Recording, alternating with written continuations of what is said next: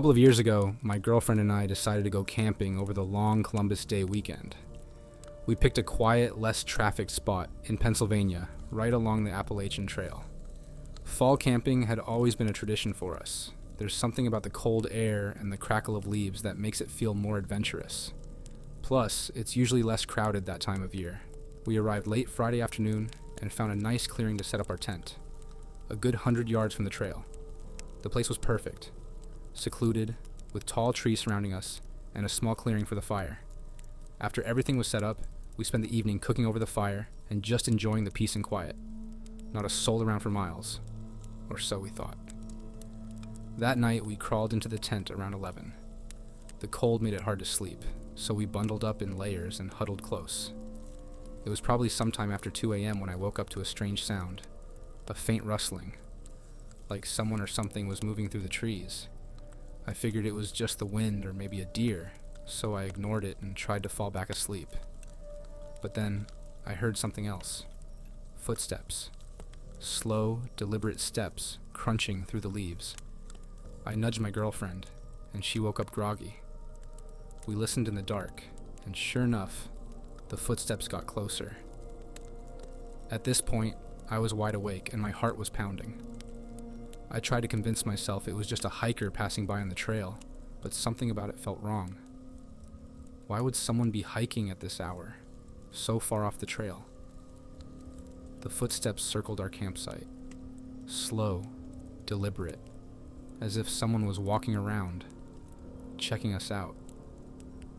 I grabbed my flashlight and quietly unzipped the tent just enough to peek outside. The fire had died down, leaving the campsite in near total darkness, but I could just make out the figure of a man standing about 20 feet away.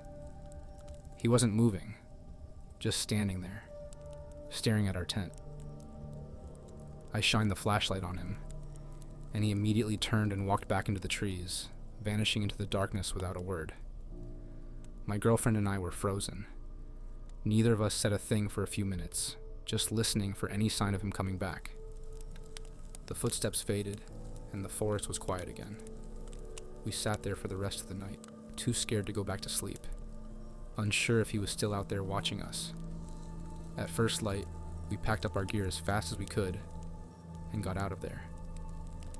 As we made our way back to the trail, I kept looking over my shoulder, half expecting him to be following us. We didn't see him again, but when we reached the parking lot, we found something that chilled us even more. Our car was the only one left, but stuck under the windshield wiper was a small slip of paper. Scrawled on it in messy handwriting were 3 words: "Always watching you." We reported it to the rangers when we got back to the nearest town, but they didn't seem too concerned. They said hikers sometimes play pranks, or that it might have been a homeless person living off the trail. I don't know. But something about the way that guy moved, how he stood there watching us in the middle of the night, I don't think it was just a prank. We haven't been back to that part of the trail since.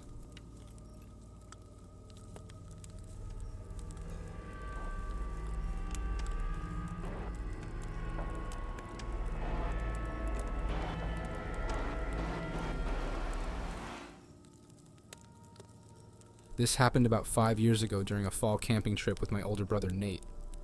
We used to camp every year around the same time, mid-October, when the leaves were turning and the nights were just starting to get cold.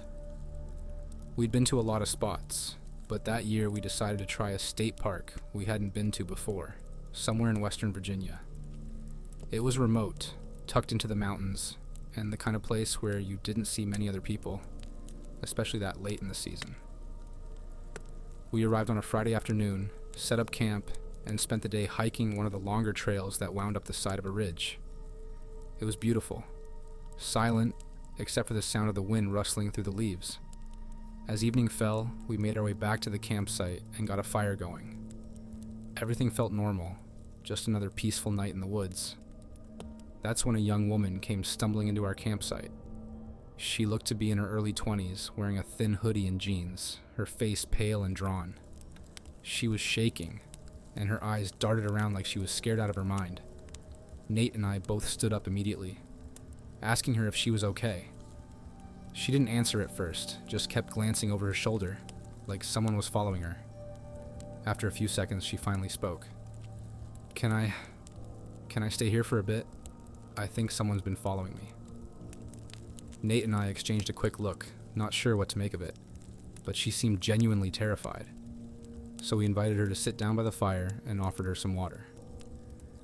As she warmed up, she told us she'd been camping with a group of friends in the same park, but had gotten separated from them earlier that afternoon. She'd been wandering for hours, trying to find her way back to the main trail, but she couldn't shake the feeling that someone had been watching her. We asked her where her friends were camping, and she pointed vaguely in the direction of the deeper woods. Somewhere out that way, she said, her voice shaky. But I don't want to go back. There's something wrong with them. Nate and I were both a little freaked out at this point. I mean, the whole situation was weird. We didn't know what to believe. Whether she was just lost and scared, or if there really was someone out there, following her. Either way, we didn't want to leave her alone. Nate offered to walk her back to the ranger station in the morning, but she shook her head. I don't want to wait, she said, her voice trembling. We need to leave. Now. We both glanced at the dark woods surrounding us. Leaving at night wasn't something either of us wanted to do, especially in an unfamiliar area. But she was insistent, on the verge of panic. Eventually, we agreed to walk her back to the parking lot with our flashlights and pack out in the morning. As we started packing up a few things, I noticed something strange. She kept looking around, scanning the trees, but never directly at us. It was like she was distracted, or maybe listening for something. When I asked her if she'd heard anything unusual, she just shook her head and muttered something under her breath. About 20 minutes later, we were ready to go. Nate led the way, with the woman between us and me bringing up the rear. We hadn't gone more than 100 yards when I noticed she was walking slower, almost lagging behind. I turned to ask if she was okay, but she just stared at me with this blank expression. It was like all the fear she'd had earlier was gone. Where did you say your friends were? I asked again, trying to keep my voice calm. She didn't answer. That's when I heard it. Footsteps. Not ours. Someone else's. At first they were faint, coming from the direction of the trees, but then they got louder. Closer. Nate spun around, shining his flashlight toward the sound, but all we saw were the shadows of the trees. The woman suddenly bolted. Without a word, she took off, running into the darkness. I shouted after her, but she was already gone, her footsteps disappearing into the woods. We stood there in shock, trying to figure out what had just happened. Nate wanted to go after her, but I had this awful feeling in my gut that something wasn't right. We made our way back to the campsite, not saying much. When we got there, we doused the fire and locked ourselves in the truck for the night, too freaked out to sleep in the tent. Neither of us spoke, but I could tell Nate was just as shaken as I was. The next morning, we packed up as quickly as we could and drove straight to the ranger station to report what had happened. When we described the woman, the ranger's face went pale. You said she was wearing a hoodie and jeans? He asked, flipping through a binder. We nodded. She sounds like a girl who went missing out here a couple of weeks ago. Her friends reported her lost after a camping trip. Search teams were out looking, but they never found her. Nate and I exchanged a look, our blood running cold. The ranger explained that she'd vanished without a trace, and the search had been called off after a week. We didn't stick around for more details. We got out of there as fast as we could, and to this day, I still don't know what we saw that night, or who we were walking through the woods with.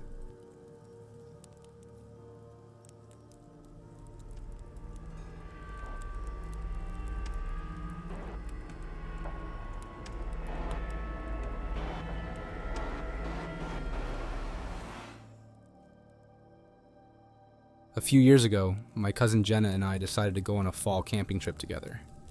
We'd both been going through a rough patch and figured some time away from everything would help us clear our heads. We picked a state park in northern Michigan, a place we'd never been to, but heard had great hiking trails and beautiful fall foliage. We weren't seasoned campers, but we were both outdoorsy enough that it didn't seem like a big deal. We arrived early on a Friday morning and found a spot deep within the park, far from the other campers. It was exactly what we wanted. Total seclusion. After setting up our tent and getting a fire going, we hiked a few trails, took some pictures, and headed back to the campsite just as the sun was setting. The trees were thick, and once the light started to fade, the woods got dark quickly. As we sat around the campfire, I noticed a man walking along the trail nearby, maybe 50 feet away. He was older, probably in his late 50s or early 60s, with a scruffy beard and worn-out clothes. He didn't seem to be hiking or camping, just walking slowly, like he was looking for something. I watched him for a bit, but he didn't seem to notice us. Jenna and I shrugged it off. There were other people in the park, after all. We assumed he was just another camper or maybe a local who lived nearby. But later that night, after we'd crawled into our sleeping bags and settled in, I heard footsteps again, this time much closer. At first, I thought it was an animal, but then I heard what sounded like whispering.